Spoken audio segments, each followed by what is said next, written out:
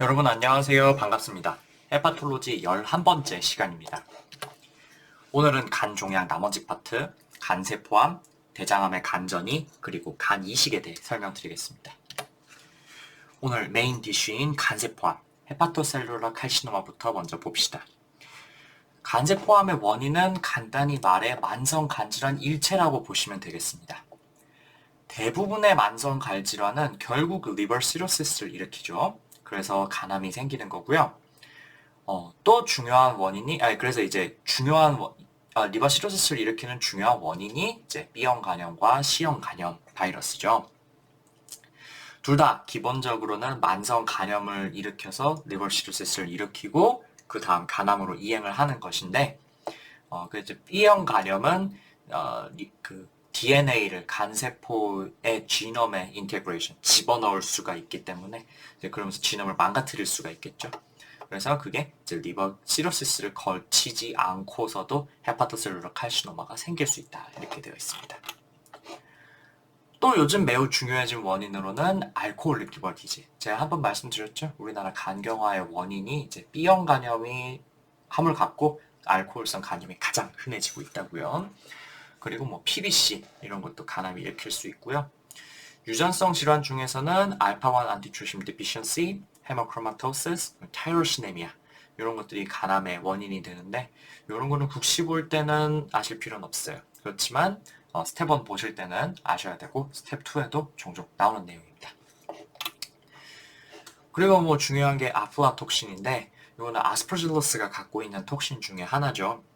이거는 왜 유명해졌냐면은 그 동아시아권 국가 중에서 어떤 특정한 동네에 유달리 간암 발생률이 높은 그런 곳이 있다 그래요.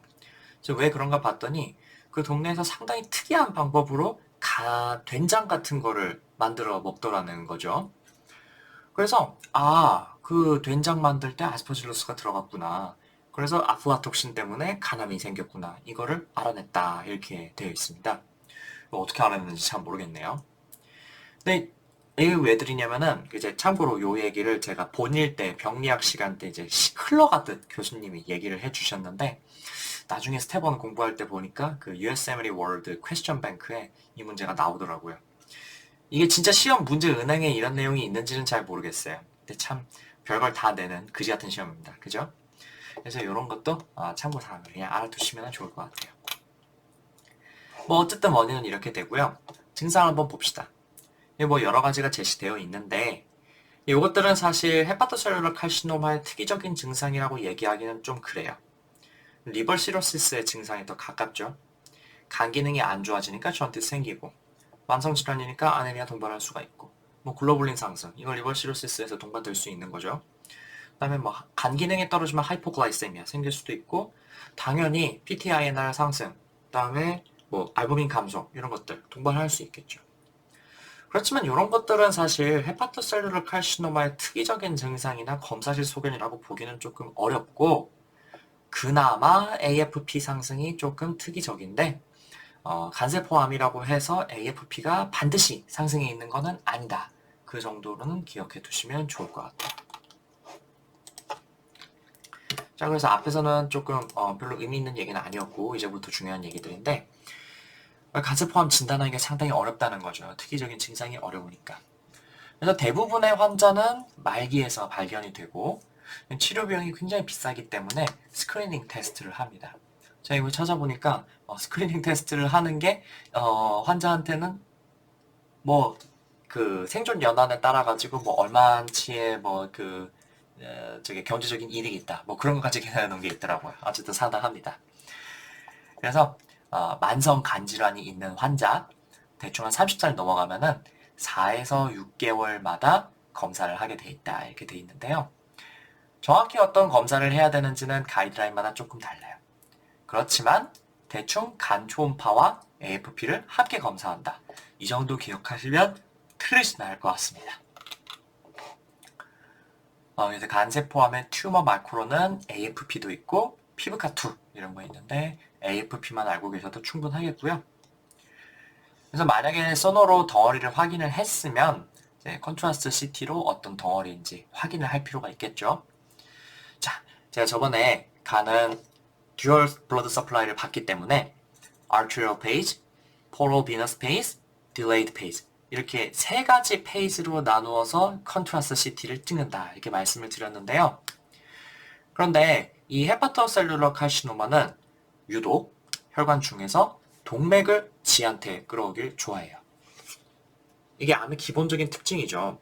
암은 자기 혼자 성장하기 위해서 우리 몸의 에너지를 다 끌어다 오고 싶어 하니까 안지오제네시스를 굉장히 활발하게 하는 거죠. 혈관을 가져와야 그 이제 피딩 아트리를 많이 만들 수가 있으니까. 그래서 특히 동맥을 많이 끌어오게 되는데, 그래서 제가 원래 간 조직의 혈액 공급은 30%가 간동맥, 70%가 간문맥이다 이렇게 말씀드렸어요. 그런데 헤파토셀룰러 칼시노마는 동맥을 주로 끌어오기 때문에 간 동맥의 비중이 훨씬 높습니다. 그래서 이 특징을 트라이페이직 CT에 적용하면 간세포암의 아주 특이적인 영상 소견을 얻을 수 있다는 거죠. 그럼 사진 보면서 한번 설명드릴게요. 첫 번째 사진은 non-contrast CT예요. 덩어리를 발견을 했고 여기 보니까 여기 덩어리가 있어요. 그래서 이제 트라이페이직 CT를 찍었습니다. 그랬더니 arterial phase, 여기 지금 에올타가 지금 조형증이 하얗게 된 걸 볼 수가 있죠. arterial phase입니다. 그래서 arterial phase 때 이 덩어리가 나머지 부분에 비해서 굉장히 조형 증강이 잘 되는 것을 확인할 수가 있어요.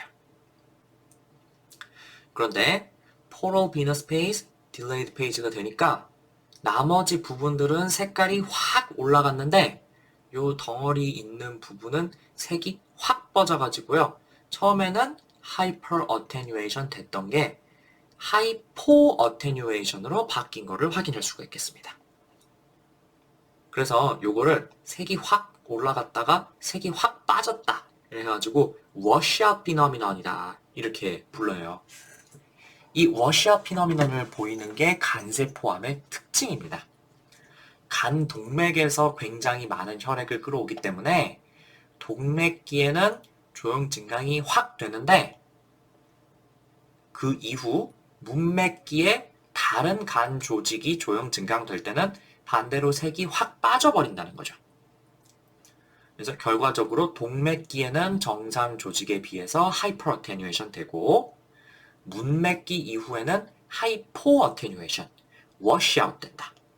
이게 간세포암의 아주 특징적인 영상 검사 소견이기 때문에 이런 거를 보면은 간세포암이구나 이렇게 생각을 할 수가 있겠습니다. 이런 소견은 안지오그래피에서도 확인할 수가 있겠어요. 양쪽 다 디지털 서브트랙션 안지오그래피를 한 건데요. 보시다시피 동맥으로 이렇게 들어가가지고 조형제를 쏴줬더니만은 이렇게 동맥에서만 혈액 공급을 많이 받는 덩어리를 확인할 수가 있죠. 여기도 마찬가지 동맥에서 혈액 공급이 엄청나게 이 부분만 많이 되는 걸 확인할 수가 있겠습니다. 그래서 이게 CT로 확인한 덩어리랑 위치가 같다. 그러면 간세포암인 거를 확실히 알 수가 있겠죠. 자, 그래서 간세포암을 진단했으면 치료를 해야 될 텐데요. 치료를 얘기하기 전에 한 가지 알아야 되는 게 있어요. 바로 간 때문에 지금 환자의 몸 상태가 얼마나 안 좋은지를 확인하기 위한 Child-Pugh Score입니다. 이 Child-Pugh Score 이름 다 들어보셨을 텐데 아사이디스, 빌리루빈, 알부민, 프로트롬비타인, 엔세팔로패시 5가지 지표에 대해서 각각 1, 2, 3점으로 점수를 매겨서 환자 상태를 평가하는 거죠. 근데 수치 외우는 거 정말 싫지만 안타깝게도 이건 간세포암의 치료에 굉장히 중요한 갈림길이 되고 무엇보다도 시험에 나오기 때문에 이거 외우셔야 돼요. 이거 외우기 쉽지 않은데 몇 번 반복해서 외우시다 보면은 문제 풀 정도로는 될 거니까 너무 걱정하지 마세요. 자, 그럼 하나씩 봅시다. 우선 아사이디스는 전혀 없으면은 1점, 약간 있으면 2점, 많으면 3점. 그 다음에 빌리루빈은 2 이하일 때는 1점, 2에서 3이면은 2점, 3 이상이면은 3점. 알부민은 3.5 이상이면은 1점. 그 다음에 3.5에서 2.8 사이면은 2점, 2.8 이하면은 3점. 그다음에 프로트롬빈 타임은 이거 PT, 그러니까 이건 이제 컨트롤에 비해서 몇 초가 얼마나 길어졌냐. PT 일롱게이션이 몇 초냐 이렇게 4, 6 이렇게 나누게 돼 있는데 요거로 외우지 마시고요. INR로 보세요. INR이 1.7 미만이면은 1점. 1.7에서 2.3이면 2점. 2.3 이상이면은 3점. 이렇게 됩니다. 마지막으로 의식 상태를 평가해서 완전 멀쩡하면 1점. 약간 혼란스러워하는 정도면은 2점. 그 다음에 그레이드 3 이상, 즉 스투퍼 하거나 그레이드 4 완전 코마 상태가 되면은 3점. 이렇게 됩니다. 그래서 각각의 매긴 점수를 합쳐가지고 5점에서 6점이면은 5점 6점이면은 Child Pugh Class A 상태 굉장히 좋은 거죠. 그 다음에 7점, 8점, 9점은 Child Pugh Class B. 이거는 상태가 좋지는 않지만 그럭저럭 보상이 되고 있는 상태다. 이렇게 될 수가 있고 10점에서 15점이면은 Child Pugh Class C. 그래서 Decompensated. 상태가 안 좋고 보상이 전혀 되고 있지 않다. 이렇게 평가를 하게 되겠습니다. 그래서 이 Child Pugh 스코어에 따라 가지고 치료 방침이 바뀌기 때문에 바뀌는데 여기 시험에 잘 나오기 때문에 외우긴 외우셔야 돼요. 근데 이게 사실 가이드라인마다 구체적인 수치 같은 게 조금 달라요. 그만큼 이건 약간 디베이트가 있다고 이렇게 보시면 될 것 같아요. 근데 이제 국내 가이드라인을 제가 이제 특히 국내 가이드라인을 읽어보니까 기본적으로는 이건데 그래도 뭐 이게 안 되면은 뭐뭐를 해볼 수도 있고 뭐 연구를 해봤더니 이런 것도 있고 이런 것도 해가지고 이것도 뭐 꼭 그렇게 안 되는 건 아니다. 뭐 이런 식으로 사족이 엄청 많아요. 근데 그렇다고 우리가 그거 다 외울 수도 없는 노릇이고 일단은 기본적으로 요거는 해보는데 뭐 여차저차 사정이 여의치 않아가지고 요게 안 되면은 이거를 해볼 수는 있다 뭐 이런 식으로 가는 거잖아요. 그러니까 제가 최대한 기본적인 원칙에 대해서 말씀드리도록 할게요. 우선 단순 간 절제술, 뭐 세그멘텍토미를 할 수도 있고 로벡토미를 할 수도 있고 어쨌든 절제를 해가지고 완전히 간세포 그 암을 제거할 수 있는 그런 케이스가 있겠죠. 그래서 요거는 완치 방법으로 굉장히 좋은 방법이지만 이걸 할 수 있으면 환자 상태가 굉장히 좋아야 돼요. 그래서 Child Pugh Class A에 해당하는 환자 중에서 단일 병소, 병소가 그러니까 이제 간세포암이 여기 해가지고 이제 2개, 3개 이렇게 발견될 수가 있거든요. 근데 그렇게 여러 개만 안 되고 병변이 딱 하나만 있어야 된다는 거죠. 그럴 때 그리고 문맥 고혈압과 혈관 침범이 없어야 된다. 특히 이게 중요해요. 문맥 고혈압 그러니까 카푼 메드세이라든지 아니면은 에스파지얼 바렉스 이런 게 있다. 그러면 안 되는 겁니다. 그리고 혈관 침범이 없어야 된다. 영상을 찍어봤는데 간 문맥이라든지 아니면 간 정맥이라든지 이런 큰 혈관을 침범한 상태가 이미 확인이 되었다면은 절제할 수가 없어요.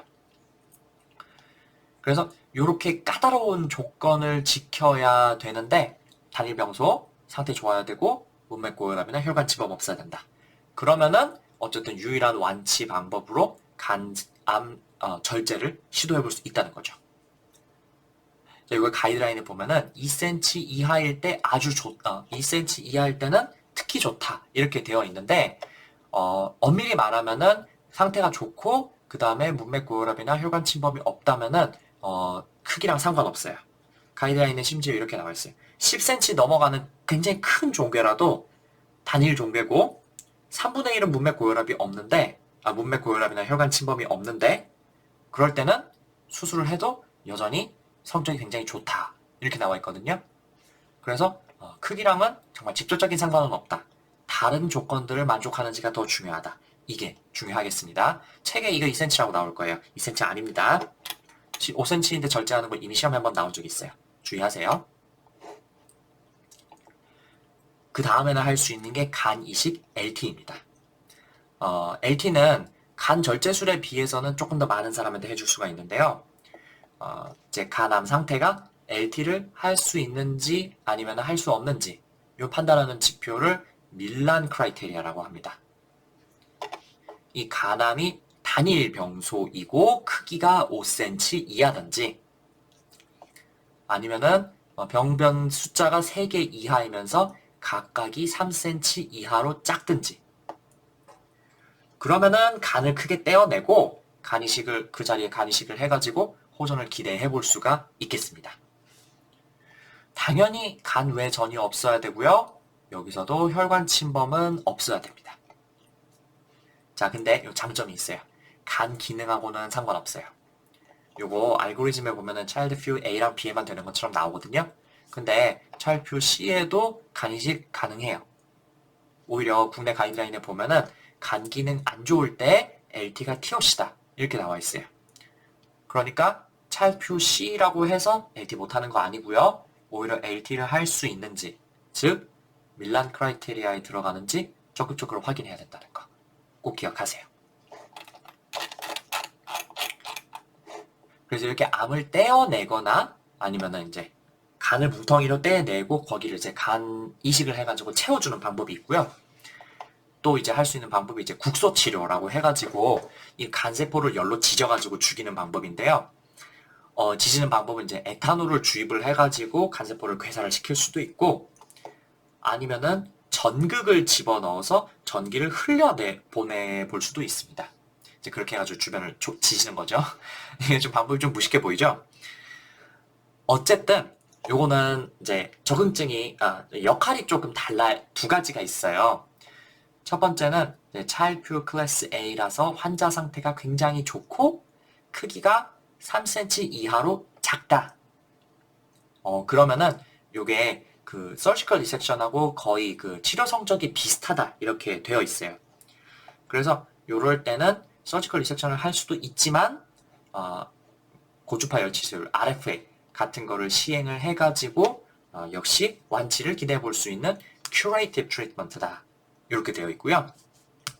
요게 2cm라고 나와 있는 것도 있고 3cm라고 나와 있는 것도 있는데 국내 가이드라인에는 3cm라고 나와 있어요.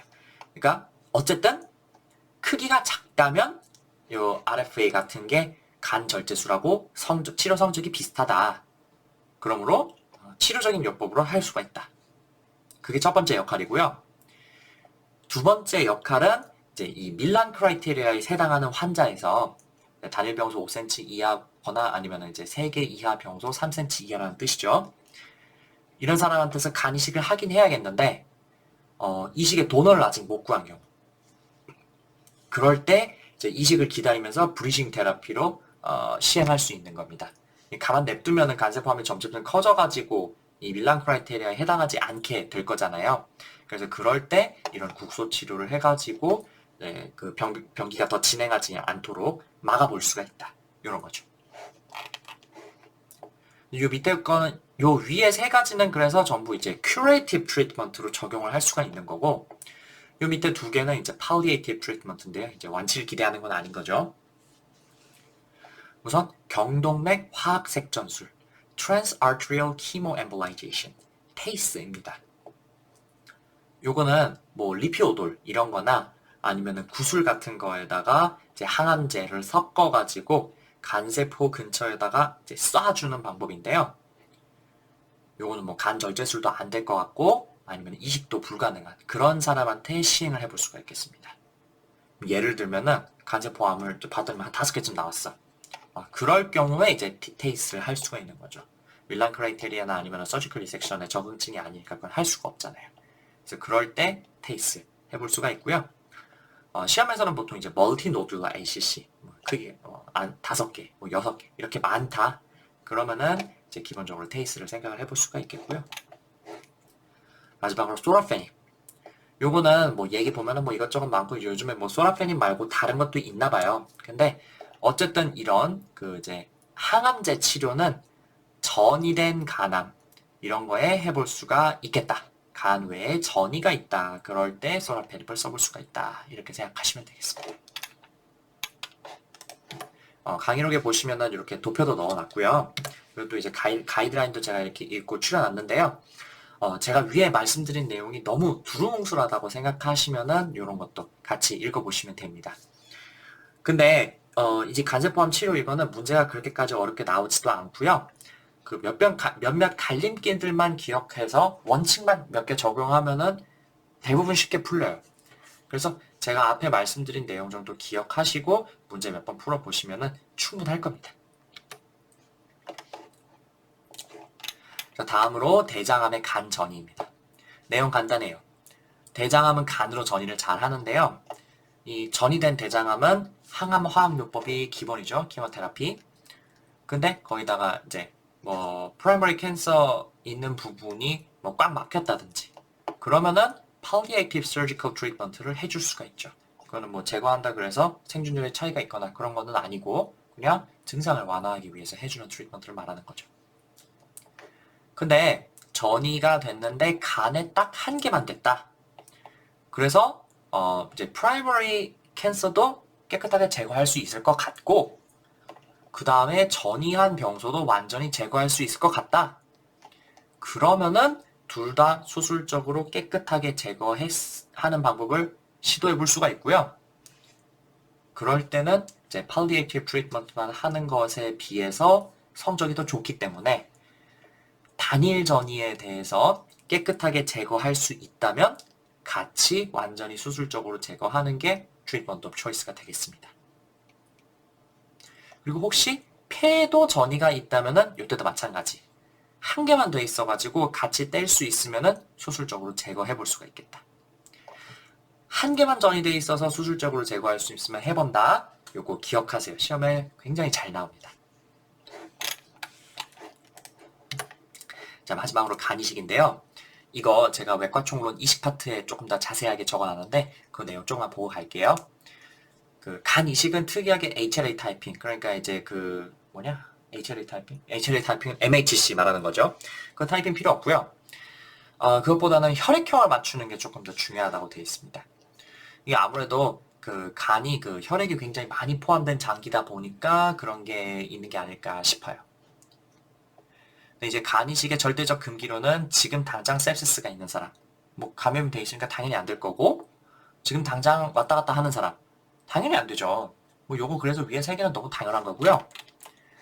그 그러니까 암 자체에 대해서는 이제 extra hepatobiliary malignancy. 그러니까 뭐 예를 들어서 내가 지금 위암이 있다든지 아니면 대장암이 있다든지 그래가지고 암에 걸렸는데 그 지금 간도 상태가 안 좋아. 그래가지고 이 사람은 이식이 꼭 필요한 사람이야. 근데 암이 있어. 이러면은 간경화가 아무리 심하고 이식이 유일한 치료라도 그럴 때는 해줄 수가 없다는 거죠. 그리고 또 간으로 전이한 암, 이거를 간 이식으로 치료해서도 안 되는 거죠. 예를 들어서 아까 그 콜로렉탈 캔서가 간으로 잘 이식한다 이렇게 말씀을 드렸는데 그럼 프라이머리 캔서는 제거하고 간에 지금 병변이 3개인데 그거 밀란 크라이테리아에 들어가니까 이거 제거하고 간 이식해. 이거 안 된단 말입니다. 그래서 메타스타틱 마그넌스 투 더 리버 이것도 안 되고요. 그 다음에 간세포암, 헤파토셀룰러 칼시노마는 간 이식으로 치료할 수 있어요. 근데 간 내 담도암 생겼을 때 인트라헤파틱 콜랑지오칼시노마 요거를 간 이식으로 치료하면 안 됩니다. 100%까지는 아니겠지만 재발이 많다고 되어 있어요. 그 다음에 HIV 감염된 사람 안 됩니다. 역시 면역 억제제를 써야 되니까 이거 안 되는 거고요.